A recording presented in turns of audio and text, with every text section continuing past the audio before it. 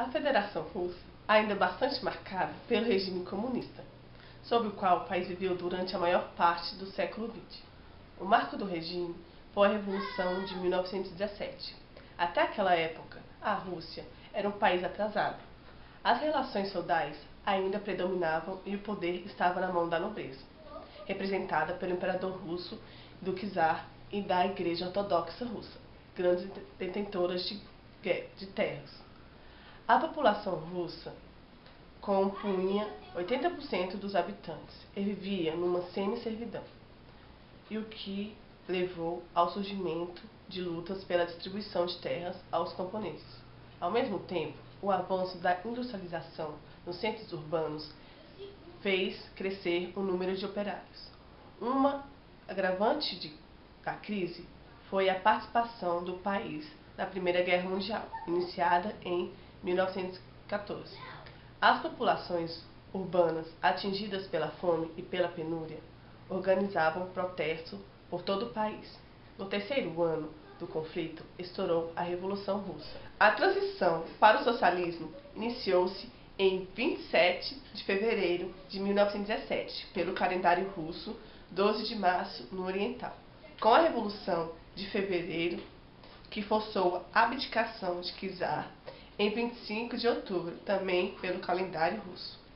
A Revolução de Outubro instalou a ditadura do proletariado sob a liderança do Partido Bolchevique, mais tarde Partido Comunista, dirigido por Vladimir Lenin.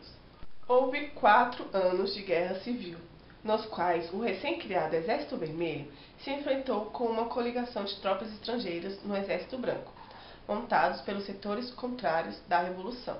Em 1922, foi estabelecida a União das Repúblicas Socialistas Soviéticas, o primeiro país comunista do mundo. Seguiu-se um período de grande crescimento econômico. Em 1924, com a morte de Lenin, surgiu o poder Stalin, que aos poucos implantou um regime de terror, perseguindo quem divergisse dele. No fim da década de 1920, com a sua política de coletivação forçada de terra, provocou a morte de 10 milhões de camponeses por fome ou executados. Apesar do extermínio de 20 milhões de soviéticos, a União Soviética saiu vitoriosa da Segunda Guerra Mundial e tornou-se a segunda maior potência do planeta. Chegou a rivalizar com os Estados Unidos por mais de 40 anos no episódio conhecido como Guerra Fria.